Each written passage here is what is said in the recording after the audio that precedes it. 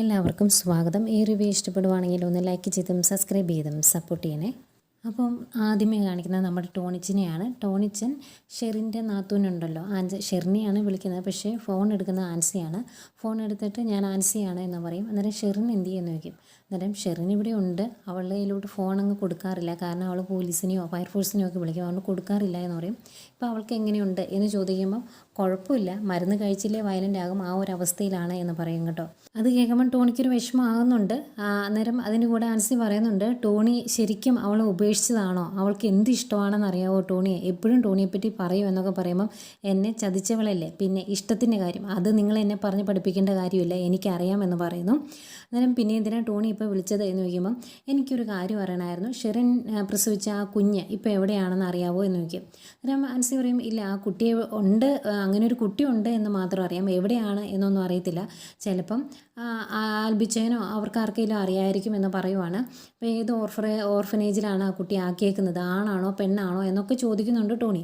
പക്ഷേ അതൊന്നും ആൻസിക്ക് അറിയത്തില്ല എന്ന് പറയുമ്പം എങ്കിൽ എനിക്ക് വേണ്ടി ഒരു സ്പൈ വർക്ക് ചെയ്യാവോ, അവർക്ക് ആർക്കെങ്കിലും കുട്ടിയെപ്പറ്റി അറിയായിരിക്കും, അതെങ്ങനെയെങ്കിലും ഒന്ന് അറിഞ്ഞിട്ട് എന്നെ ഒന്ന് അറിയിക്കാവോ എന്ന് ചോദിക്കും. അന്നേരം ആൻസി ചോദിക്കുന്നുണ്ട്, അതെന്തിനാ ആ കുട്ടിയെപ്പറ്റി ടോണി അന്വേഷിക്കുന്നത്, ടോണിക്ക് എന്തിനാ ആ കുട്ടി എന്ന് ചോദിക്കുമ്പം എനിക്ക് ആ കുട്ടിയെ കണ്ടെടുത്തിട്ട് അതിനെ ഒന്ന് ദത്തെടുത്താൽ കൊള്ളാമെന്നുണ്ട് എന്ന് പറയും. അന്നേരം ടോണിക്ക് അങ്ങനെ ഒരു കുട്ടിയുടെ ആവശ്യമുണ്ടോ എന്ന് ചോദിക്കുമ്പം എന്നെ വെറൊരു ആഗ്രഹം എന്ന് കൂട്ടിയാൽ മതി, എന്നെ സഹായിക്കാൻ പറ്റുമോ എന്ന് ചോദിക്കുമ്പം പറ്റില്ല, കാരണം എൻ്റെ വീടാണിത്, ഇതാണ് എൻ്റെ ചോറ്, ഇവിടെയാണ് എൻ്റെ ചോറും കൂറും ഒക്കെ, അതുകൊണ്ട് പറ്റില്ല എന്ന് പറയും. അത് കഴിഞ്ഞ് ഷെറിനെ പറ്റിയൊക്കെ സംസാരിക്കും. ഷെറിനൊന്ന് കൊടുക്കാവോ എന്ന് ചോദിക്കും. അന്നേരം വലിയ കുഴപ്പമില്ലാത്ത സമയമാണ് ഇപ്പം, അതുകൊണ്ടൊന്ന് കൊടുക്കാമെന്ന് പറഞ്ഞ് റൂമിലേക്ക് ചെല്ലുവാട്ടോ, ഷെറിൻ്റെ റൂമിലോട്ട് ചെല്ലുവാണ്. എന്നിട്ട് ഷെറിനെ റാണിമോളെ എന്ന് വീട്ടിൽ വിളിക്കുന്നത്, റാണിമോളെ എന്ന് വിളിക്കുന്നതേക്കും വാതിലിൻ്റെ അവിടെ പമ്മ എന്നിട്ട് പേടിപ്പിക്കുന്നൊക്കെ ഉണ്ട്. അന്നേരം ഇതെന്നെ പണിയായി കാണിക്കുന്നത്, ഇതേ മോളെ ഒരാൾ വിളിക്കുന്നു എന്ന് പറയുമ്പോൾ പള്ളിയിലച്ഛനാണോ എൻ്റെ തലയിൽ ചെകുത്താനെ ഇറക്കി കളയാൻ വേണ്ടിയാണോ വിളിക്കുന്നത് എന്നൊക്കെ ചോദിക്കുന്നുണ്ട്. ഏതായാലും ഫോൺ മേടിക്കും. ഫോൺ മേടിച്ച് ഹലോ വെക്കുമ്പം അപ്പുറത്ത് ടോണി ഹലോ വെക്കുന്നത്, അയ്യോ ടോണിച്ചായ എന്ന് പറഞ്ഞങ്ങ് സംസാരിച്ച് തുടങ്ങുവാണ്.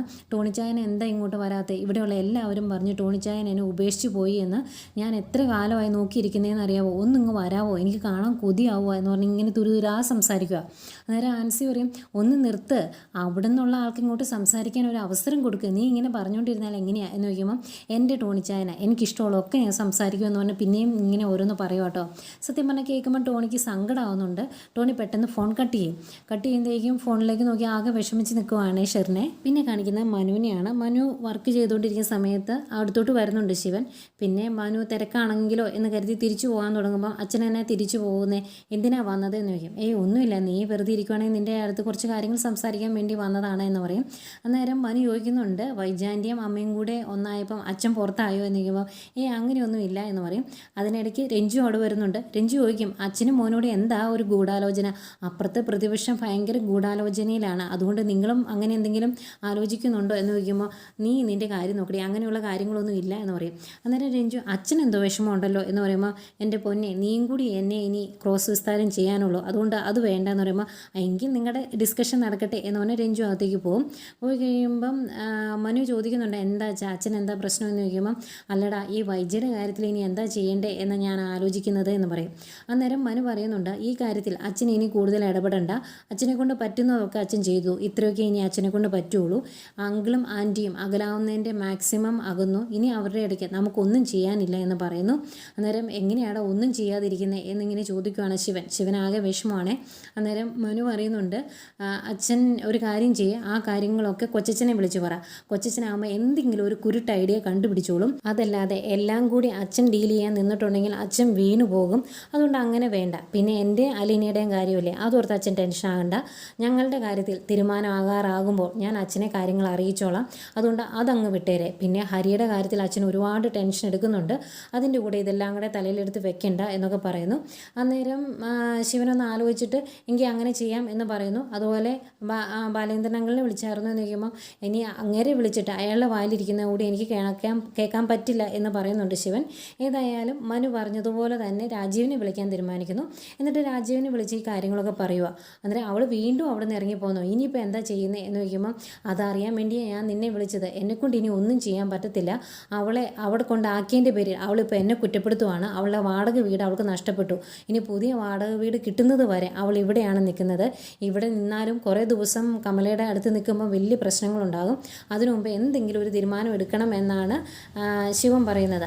അന്നേരം രാജീവും പറയും എന്നാൽ ബാലേന്ദ്രനോട് ശിവേട്ടനൊന്ന് സംസാരിക്കാൻ. അന്നേരം ഞാൻ ഇനി സംസാരിച്ച് ശരിയാകിയല്ല, നീ സംസാരിക്കുക എന്ന് പറയുമ്പം പഴയ സ്നേഹമൊന്നും ബാലേന്ദ്രന് ഇപ്പം എന്നോടില്ല, അതുകൊണ്ട് ഞാൻ സംസാരിച്ച് ശരിയാകിയല്ല, ഞാൻ ഗംഗേട്ടനെ ഒന്ന് വിളിക്കട്ടെ, എന്നിട്ട് ഗംഗേട്ടൻ എന്താ പറയുന്നത് എന്ന് അറിഞ്ഞിട്ട് ഞാൻ ശിവേട്ടനെ വിളിക്കാമെന്ന് പറയും. അന്നേരം ശിവൻ പറയുന്നുണ്ട് കേട്ടോ, എനിക്ക് വേറെ നിവൃത്തിയില്ലാത്തതുകൊണ്ടാണ്, ഹരിയുടെ കാര്യം ഒന്ന് സെറ്റിലാക്കിയതിന് ശേഷം ഇതിൻ്റെ അകത്ത് ഞാൻ ഇടപെടാം. അതുവരെ നിൻ്റെ പുറകിൽ ഞാനുണ്ട്, ആ ഒരു രീതിയിൽ നീ പൊയ്ക്കോ, അതേ എന്നെക്കൊണ്ട് പറ്റുള്ളൂ എന്നൊക്കെ പറയുമ്പം രാജീവൻ അത് സമ്മതിക്കുന്നുണ്ട്. പിന്നെ കാണിക്കുന്നത് നമ്മുടെ രഞ്ജുവിനെയും ബബിതയും കൃഷ്ണമോളെയൊക്കെയാണ്. അവർ കിടക്കാൻ വേണ്ടി റൂമൊക്കെ സെറ്റാക്കുവാണ്. എന്നിട്ട് അവർ കടന്നു പോകുന്ന ഓരോ സാഹചര്യത്തെപ്പറ്റിയും പറയുന്നുണ്ട് കേട്ടോ. ഹരിയൊക്കെ ജയിലിലായിരുന്ന സമയത്ത് കോളേജിൽ ഭയങ്കര ബുദ്ധിമുട്ടായിരുന്നു രഞ്ജുവിന്. എന്നിട്ടും രഞ്ജു വീട്ടിലോട്ട് വന്നില്ല. കാരണം കമലയുടെ അടുത്ത് നിൽക്കുന്നതൊക്കെ സേഫ് കോളേജിൽ നിൽക്കുന്നതാണ് എന്ന് രഞ്ജു പറയുന്നുണ്ട്. അന്നേരം ബബിത പറയുന്നുണ്ട്, ഞാൻ എല്ലാവരെയും പേടിച്ച് വീട്ടിൽ തന്നെ ഇരിക്കുമായിരുന്നു.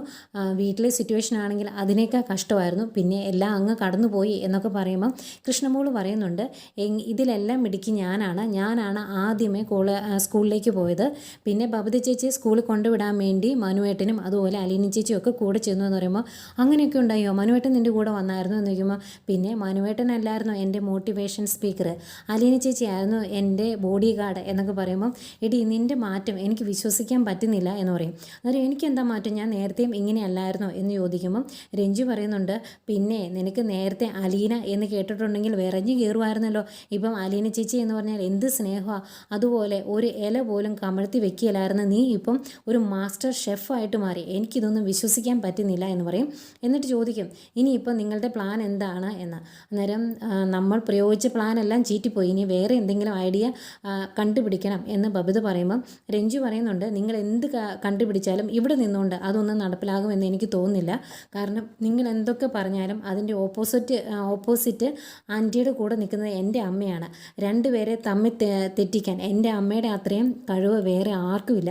അമ്മ നല്ല രീതിയിൽ ആൻറ്റിക്ക് എരിയേറ്റി കൊടുക്കുമെന്ന് പറയുമ്പോൾ അത് നേരാണ് എന്ന് ബബിതയും കൃഷ്ണമോളും പറയുന്നുണ്ട്. അന്നേരമാണ് ഇതൊക്കെ കേട്ടുകൊണ്ട് വൈജി അങ്ങോട്ട് വരുന്നത്. എന്താ അമ്മമാരുടെ കുറ്റം പറഞ്ഞുകൊണ്ടിരിക്കുവാണോ നിങ്ങളെന്ന് ചോദിക്കുമ്പോൾ, അങ്ങനെയൊന്നുമില്ല, ഞങ്ങൾ ഈ റൂമൊക്കെ ഒന്ന് വൃത്തിയാക്കുമായിരുന്നു കിടക്കാൻ വേണ്ടി എന്ന് പറയും. അന്നേരം വൈജി ചോദിക്കുന്നുണ്ട്, ഭക്ഷണം ഒന്നും കഴിക്കുന്നില്ലേ എന്ന്. അന്നേരം ഭക്ഷണം കഴിക്കുന്നുണ്ട്, വൈകിട്ട് അത്താഴം നമുക്ക് എല്ലാവർക്കും കൂടെ ഒരുമിച്ചിരുന്ന് കഴിക്കാം എന്ന് പറയുമ്പം വൈജയന്തി ചോദിക്കും, ആ പിശാച് എന്തിയെന്ന്. അന്നേരം ഏത് പിശാചിൻ്റെ കാര്യമാണ് അമ്മ ചോദിച്ചത്? പിശാചിൻ്റെ കാര്യം എനിക്കറിയത്തില്ല, അലീന ചേച്ചിയുടെ കാര്യമാണെങ്കിൽ ഞങ്ങൾ പറയാം എന്ന് പറയുമ്പോൾ, അവളുടെ കാര്യം എനിക്ക് ഒന്നും അറിയാതിരിക്കുന്നത് എനിക്ക് മനസ്സമാധാനം എന്ന് പറയും. അന്നേരം കമല ചോദിക്കുന്നുണ്ട്, അല്ല അവളെ കണ്ടില്ല, അവൾ എവിടെയാ എന്ന് ഒന്നുകൂടെ ചോദിക്കും. അന്നേരം രഞ്ജു പറയും, അലീന മനുവേട്ടൻ്റെ റൂമിലേക്ക് പോയി എന്ന്. അത് കേൾക്കേണ്ട താമസം കമലയ്ക്കങ്ങ് വിറഞ്ഞു കയറുമല്ലേ, അതെന്തിനാ അവൾ മനുവിൻ്റെ റൂമിലേക്ക് പോയത്, അതിൻ്റെ ആവശ്യം എന്താ എന്നൊക്കെ ചോദിച്ച് തുള്ളുമ്പം, അത് അവരെ ഭക്ഷണം കഴിക്കാൻ വേണ്ടി വിളിക്കാൻ പോയതാണ് എന്ന് പറയും. അന്നേരം അവളാണോ ഭക്ഷണം കഴിക്കാൻ വിളിക്കാൻ പോകേണ്ടത്, എൻ്റെ വീട്ടിൽ എന്ത് ചെയ്യണമെന്ന് തീരുമാനിക്കുന്നത് ഞാനല്ലേ, നിനക്ക് പോയി വിളിക്കാൻ മേലായിരുന്നോ എന്നൊക്കെ ചോദിച്ച് രഞ്ജുവിനോട് ദേഷ്യപ്പെടും. അന്നേരം ഞങ്ങളിവിടെ റൂം വൃത്തിയാക്കുമായിരുന്നു എന്ന് പറയുമ്പോൾ, നീ ഇവിടെ റൂം വൃത്തിയാക്കിക്കൊണ്ടിരുന്നു, അവൾ ഈ വീടോടെ അടിച്ചുകൊണ്ട് പോകുമ്പോൾ നീയൊക്കെ പഠിച്ചോളും എന്നൊക്കെ പറയും. എന്നിട്ട് വൈജയോട് ചോദിക്കും, വൈജയ് നിനക്ക് ഇതിൻ്റെ അകത്തൊന്നും പറയാനില്ലേ, നിൻ്റെ വേലക്കാരി എന്തിനാ എൻ്റെ വീട്ടിൽ വന്ന് ഈ അധികാരം കാണിക്കുന്നതെന്ന് ചോദിക്കുമ്പോൾ, എനിക്കൊന്നും പറയാനില്ല, എനിക്കെൻ്റെ സ്വന്തം ഭർത്താവിനെ പറഞ്ഞു നിർത്താൻ പറ്റിയിട്ടില്ല, പിന്നെയല്ലേ ഇവിടെ വന്ന അവൾ ഞാൻ പറഞ്ഞ അന്നേരം കേൾക്കുകയും ചെയ്യും, ഇതിൻ്റെ അകത്ത് എനിക്കൊന്നും ഇടപെടാനില്ല, കമലയിടത്തിയുടെ വീടാണ്, കമലയിടത്തി ഒരു തീരുമാനം എടുത്തോ എന്ന് പറയുവാണ്. അന്നേരത്തേക്കും ഞാൻ കാണിച്ചു തരാം എന്ന് പറഞ്ഞ് വിറഞ്ഞു തുള്ളി കമല അങ്ങ് ഇറങ്ങിപ്പോകും. അന്നേരം വൈജ അവരോട് ചോദിക്കുവാണ്, കൃഷ്ണയോടും ബബിതയോടും ഒക്കെ ചോദിക്കുക, അവൾക്ക് നാണമില്ല, ഈ നാണം കെട്ടവൾ എന്നൊക്കെയാണ് കാണിക്കുന്നത് എന്ന് ചോദിക്കുമ്പോൾ, അമ്മ ഇത് എനിക്ക് എന്ന് പറഞ്ഞാൽ കൃഷ്ണമോൾക്ക് അങ്ങ് ദേഷ്യം വരിക. പിന്നെ ബബിത ഒന്ന് കൺട്രോൾ ചെയ്ത് നിർത്തും. ഈ സമയം മനുവിൻ്റെ റൂമിൽ രോഹിത്തും ഉണ്ട് കേട്ടോ. അവർ കോളേജിൽ പോയി നടന്ന സംഭവങ്ങളൊക്കെ ഇങ്ങനെ പറയുവാണ്. അന്നേരം മനു പറയുന്നുണ്ട്, ഇവളുടെ വാചക കസർത്തിലാലേടാ നിനക്ക് കോളേജിൽ തിരിച്ചു കയറാൻ പറ്റിയത് എന്നൊക്കെ ചോദിച്ച് കളിയാക്കുന്നുണ്ട്. അന്നേരം വാചക കസർത്തൊന്നും അല്ലായിരുന്നു, ഞാൻ ബൈബിളിലെ കുറച്ച് ഉദാഹരണങ്ങൾ പറഞ്ഞതേ ഉള്ളൂ. അത് കേട്ടപ്പം അച്ഛൻ്റെ അധികാരങ്ങളൊക്കെ ഒക്കെ മാറ്റി വെച്ച് ഇവനെപ്പറ്റി ചിന്തിച്ചു, അത്രേ ഉള്ളൂ എന്നൊക്കെ പറയും. ഇവരിങ്ങനെ സംസാരിച്ചുകൊണ്ട് കിടക്കുമ്പോൾ രോഹിത് പറയുന്നുണ്ട് ഇനി ഒരു മാസം നന്നായിട്ട് ഹാർഡ് വർക്ക് ചെയ്യണം, എങ്കിലേ മറ്റുള്ളവരുടെ ഒപ്പം എത്താൻ പറ്റുള്ളൂ എന്ന്. അന്നേരം മനു പറയും നീ വിട്ടുകൊടുത്തേക്കരുത്, പഠിച്ച് ജയിച്ചോണം എന്ന് പറയുന്നുണ്ട്. അതിനിടയ്ക്ക് അവനൊന്ന് മൂത്രമൊഴിക്കാൻ മുട്ടും രോഹിത്തിന്. അവൻ യൂറിൻ പാസ് ചെയ്യാൻ പോയ സമയത്താണ് കമല വന്ന് വാതിലെ തട്ടുന്നത്. ആ തട്ട് കേൾക്കുന്നതേ അലീന പറയും കമലാൻ്റിയാണ് എന്ന്. അന്നേരം മനു വയ്ക്കും അതെങ്ങനെ മനസ്സിലായി എന്ന്. ഈ പോലീസുകാർ തട്ടുന്ന പോലത്തെ തട്ട് കേൾക്കുമ്പോൾ മനസ്സിലാകില്ലേ എന്ന് അലീന പറയുന്നുണ്ട്. അന്നത്തേക്കും തുറന്ന് റൂമിലോട്ട് കയറും. എന്നിട്ട് ദേഷ്യപ്പെടുക, നീ എന്തിനാണ് ഇവൻ്റെ റൂമിൽ കയറിയത്, ഇത് മനുവിൻ്റെ റൂമാണെന്ന് എനിക്ക് അറിയാൻ മേലായിരുന്നു, പിന്നെ എന്തിനാ ഇങ്ങോട്ട് വന്നത് എന്നൊക്കെ ചോദിച്ച് ദേഷ്യപ്പെടുമ്പം ഇത് മനുവേട്ടൻ്റെ റൂമാണെന്ന് എനിക്കറിയായിരുന്നു, ഞാൻ ഇതിനു മുമ്പ് തുടയ്ക്കാനൊക്കെ വന്നിട്ടുള്ളതല്ലേ ഇവിടെ നിൽക്കുന്ന സമയത്ത് എന്ന് പറയുമ്പം നിന്നോട് ഇപ്പോൾ ആരും തുടയ്ക്കാൻ പറഞ്ഞില്ലല്ലോ, പിന്നെ എന്തിനാ നീ ഇങ്ങോട്ട് വന്നത്, നിൻ്റെ ആരാടി മനു എന്നൊക്കെ ചോദിക്കുമ്പം മനു ഭയങ്കരമായിട്ട് ഇരുന്ന് ചിരിക്കുവാണേ. എന്നിട്ട് ഞാൻ പറഞ്ഞാൽ മതിയോ എന്ന് ചോദിക്കാം. അന്നേരം നീ പറയണ്ട, നീ പറയാൻ പോകുന്നത് എന്താണ് എന്ന് എനിക്കറിയാം, അതുകൊണ്ട് നീ മിണ്ടാണ്ടിരുന്നാൽ മതി, നിനക്ക് നാണമില്ലേടാ ഇവളെ ഇങ്ങോട്ട് വിളിക്കാൻ എന്നൊക്കെ ചോദിക്കുമ്പോൾ അതേമേ ഞാൻ വിളിച്ചു വരുത്തിയതാ, ഇവിടെ അമ്മ ആരുടെയും ശല്യമില്ല, കുറച്ച് മധുര വർത്തമാനങ്ങളൊക്കെ ഞങ്ങൾക്ക് പറയാലോ, അതിനു വേണ്ടി ഞാൻ വിളിച്ച് കയറ്റിയതാന്ന് പറയുമ്പോൾ നിനക്ക് നാണമില്ലേ മനു ഇങ്ങനെയൊക്കെ പറയാൻ, വേലക്കാരി റൂമിലോട്ട് വിളിച്ച് കയറ്റിയിട്ട് എന്നൊക്കെ ഇങ്ങനെ പറയുന്നതേക്കുമാണ് രോഹിത് ബാത്റൂമിൽ നിന്ന് ഇറങ്ങി തന്നെ. അന്നേരം പെട്ടെന്ന് അടി കിട്ടിയ പോലെയാവേ കമലയ്ക്ക്.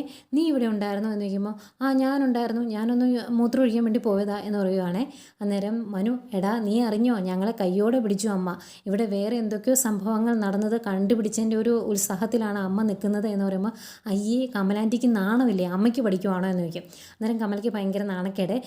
ഞാൻ അങ്ങനെ ഒന്നും ചിന്തിച്ചിട്ട് പോലുമില്ല മനു, നീ ആവശ്യമില്ലാത്തത് പറയരുത് എന്ന് പറയുമ്പോൾ പിന്നെ എന്താ അമ്മ ഇവിടെ വന്ന് പറഞ്ഞതിൻ്റെ ഒക്കെ ഉദ്ദേശം എന്ന് ചോദിക്കുമ്പോൾ നീ ആവശ്യമില്ലാത്തത് പറഞ്ഞുണ്ടാക്കണ്ട, ഞാൻ അങ്ങനെ ഒന്നും ഓർത്തിട്ടില്ല എന്ന് പറഞ്ഞ് കമല പുറത്തേക്ക് പോകും. പോയി കഴിയുമ്പം മനു പറയുന്നുണ്ട് അതിൻ്റെയൊക്കെ തലയിൽ എന്നതാണ് എന്ന് നമ്മൾ ചിന്തിച്ചാൽ കൂട്ടുന്ന സംവിധാനമല്ല അത് എന്ന് പറയുവാണേ. അന്നേരം രോഗത്തിന് ചിരി വന്നുണ്ട്. ഇത് കമല കേൾക്കുന്നുണ്ട്. കമലയ്ക്ക് ഭയങ്കര നാണക്കേടായി. കമല അങ്ങോട്ട് പോയി കഴിയുമ്പം മനു പറയുന്നുണ്ട് ഇനി നമുക്ക് നമ്മുടെ കാര്യങ്ങൾ സംസാരിക്കാം എന്ന്. എന്നിട്ട് ചോദിക്കും ഇതെങ്ങനെ സോൾവ് ചെയ്യും എന്ന് ചോദിക്കുവാണ്. അന്നേരം അലീന പറയുന്നുണ്ട് എങ്ങനെ സോൾവ് ചെയ്യും എന്ന് എനിക്കറിയത്തില്ല എന്ന്. അപ്പം രോഹിത് ഇതിനിടയ്ക്ക് പറയുന്നുണ്ട് അച്ഛനെയും കൂടി ഇങ്ങോട്ട് വിളിച്ചാലോ, അച്ഛൻ വരുമോ നമുക്ക് നോക്കിയാലോ എന്നൊക്കെ ചോദിക്കുന്നുണ്ട്. ഏതായാലും അലീന പറയുന്നുണ്ട് ഞാൻ ഇനി ഇവിടുന്ന് പോയാൽ മാത്രമേ കാര്യങ്ങൾ ശരിയാവുകയുള്ളൂ, അതിനെപ്പറ്റി ഞാൻ ചിന്തിക്കേണ്ടിയിരിക്കുന്നു, അതെനിക്കറിയാം എന്നൊക്കെ പറയുന്നുണ്ട്. നീ കൂട്ടിയ കൂടൂടി എന്നൊക്കെ മനു ചോദിക്കുന്നുണ്ട് കേട്ടോ. അങ്ങനെ ഈ കാര്യങ്ങൾ എങ്ങനെ സോൾവ് ചെയ്യാം എന്നതിനെക്കുറിച്ച് അവർ സംസാരിച്ച് നിൽക്കുന്നു. പിന്നെ ഇതിനിടയ്ക്ക് ഷെറിനെ കാണിക്കുന്നുണ്ട്. ഇന്ന് ഷെറിൻ ഭയങ്കര സന്തോഷത്തിലാണ്. കാരണം ടോണി വിളിച്ചതിന് ശേഷം ഒരു ഭയങ്കര ഉത്സാഹമൊക്കെ വന്നിട്ടുണ്ട്. ടോണി പിന്നെയും വിളിക്കുമെന്നോർത്ത് ഫോണും വെച്ച് അങ്ങോട്ടും ഇങ്ങോട്ടും അതിൽ നോക്കിക്കൊണ്ട് നടക്കുക. അന്നേരം ആൻസി ആൽബിച്ചനോട് പറയുന്നുണ്ട് ടോണി വിളിച്ചതിന് ശേഷം ഇങ്ങനെയാണ്, വീണ്ടും വിളിക്കും എന്ന് കരുതി അവൾ ഈ സന്തോഷത്തോടെ നടക്കുന്നത് എന്നൊക്കെ പറയുന്നുണ്ട്. അങ്ങനെ ഫോണും പിടിച്ച് ഇപ്പം ടോണി വിളിക്കും എന്നുള്ള പ്രതീക്ഷയിൽ നടക്കുന്ന ഷെറിനെ കാണിച്ചുകൊണ്ടാണ് ഇന്നത്തെ കഥ തീരുന്നത്.